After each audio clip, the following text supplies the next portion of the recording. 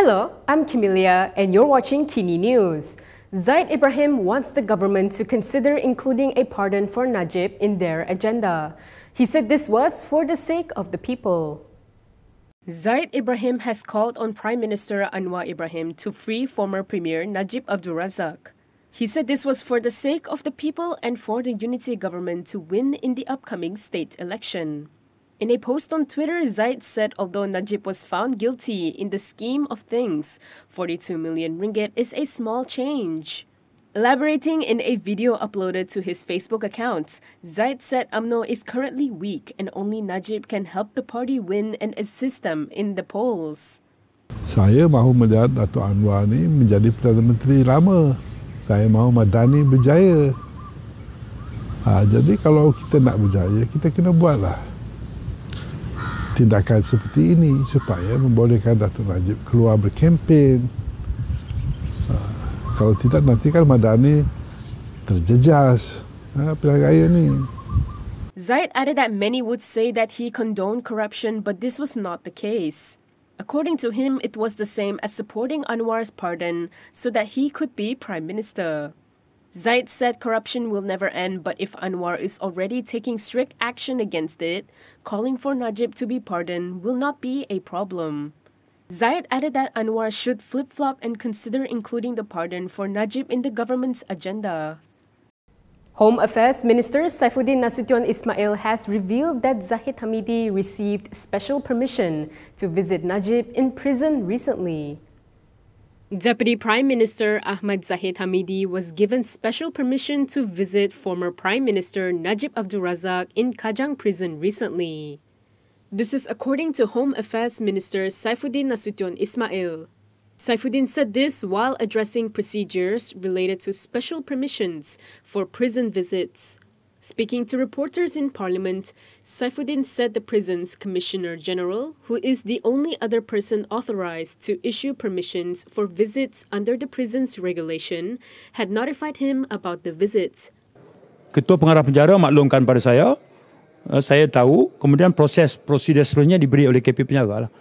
Itu kaedah saja, tak masalah. Yang penting dia notify saya maklum, kemudian soal macam mana dia memaklum kepada TPN sebagai itu, proses seterusnya lah. Last week, Zahid revealed in a speech at UMNO's Annual General Assembly how he met with Najib at Kajang Prison. Zahid added that he had brought Najib's favorite food and spent about 2 hours together. According to Saifuddin, the visit was held in the presence of prison officers. He said the regulations provide for a 45-minute visit, but it also states that the officer in charge may vary the length of visits as he deems fit. Saifuddin also shared how he used to visit Pakatan Harapan chairperson Anwar Ibrahim in prison for 15 to 30 minutes, as the time given was at the officer's discretion. While we are on the topic, the government has come under fire for the visit. When contacted by Malaysiakini Lawyers for Liberty Executive Director Zaid Malik said such allowance for Najib and other VIP detainees was almost unheard of. He said the preferential treatment given to the former premier went against the principles of equality under Article 8 of the Federal Constitution. He said it was given when other detainees and prisoners struggled to receive adequate medical attention or compassionate temporary release for the loss of loved ones. Now that a precedent has been set, Zaid urged Putrajaya to allow other prisoners and detainees visits from friends and other privileges accorded to Najib. Pejuang Information Chief Muhammad Rafiq Rashid Ali also criticized Putrajaya for allowing the visit and for Zahid to hold a mini feast. Rosmah Mansor has again applied for the temporary release of her passport. This will be her third time applying for it. Rosmah Mansor has applied for the Court of Appeal to temporarily release her passport. This is so that she could travel to Singapore to visit her daughter, Noriana Najwa Najib. Her passport is currently being held by the criminal court pending the disposal of her appeal against her graft conviction and sentencing in the solar graft case. This would be the third time that Rosmah has applied for the release of her passport. In 2021, the High Court in Kuala Lumpur allowed the temporary release of her passport so she could go to Singapore and give support to Noriana, who was about to give birth. In March of this year, the Court of Appeal allowed the temporary release of her passport so she could be in Singapore from March 23rd to May 5th to visit her daughter and grandson who was unwell.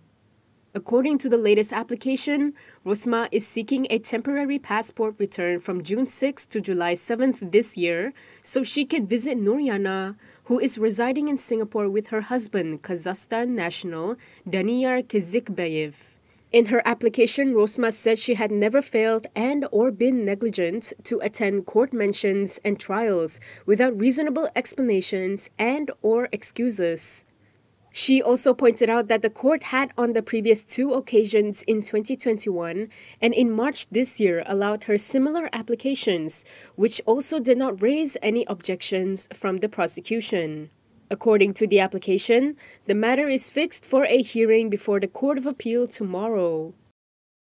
A DAP MP has hit out at PAS over their comparison of the fate of Malays in Penang with those of Palestinians living under Zionist oppression. Bukit Mertajam MP Stephen Sim has hit back at PAS over their comparison of the fate of the Malays in Penang with those of Palestinians living under Zionist oppression.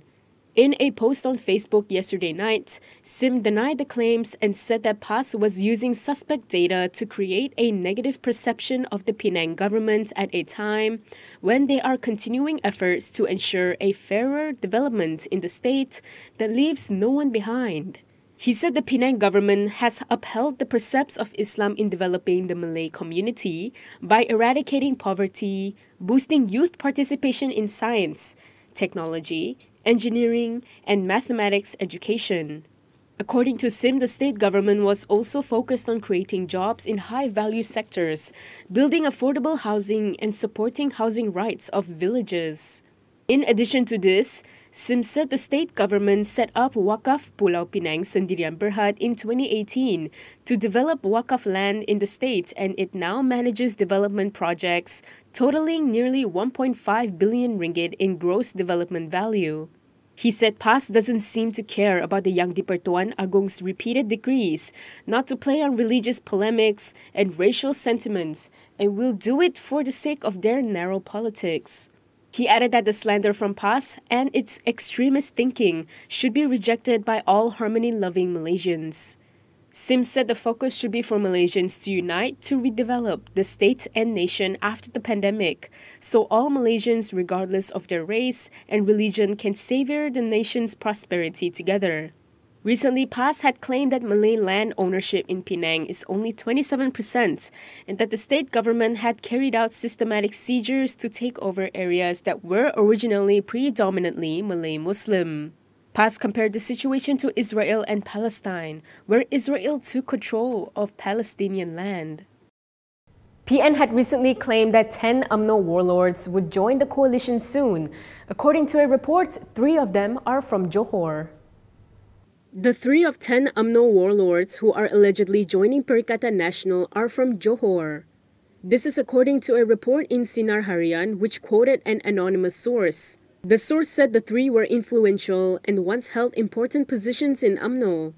According to the report, the source could only say that they were from Johor and are important people.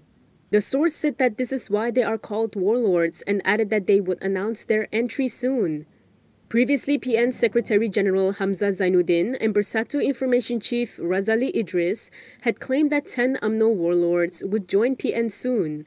So far, only former Kelantan UMNO figure Anwar Musa has officially signed up for PAS, while former Selangor UMNO chief Noh Omar has been actively campaigning for PN.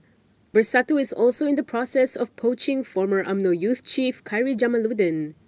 Anwar, Noh and Khairi were expelled from UMNO between December last year and January this year. Several prominent UMNO figures were also handed a 6-year suspension, including Johor UMNO stalwarts Hishamuddin Hussein and Maulizan Bujang. And that is all from me today. For more stories, you can go to KiniTv.com. You can also follow us on Instagram, Twitter, YouTube, and Facebook for the latest news updates. If you'd like to support independent media, do consider subscribing to Malaysiakini.com. I'm Kimilia. Thanks for watching.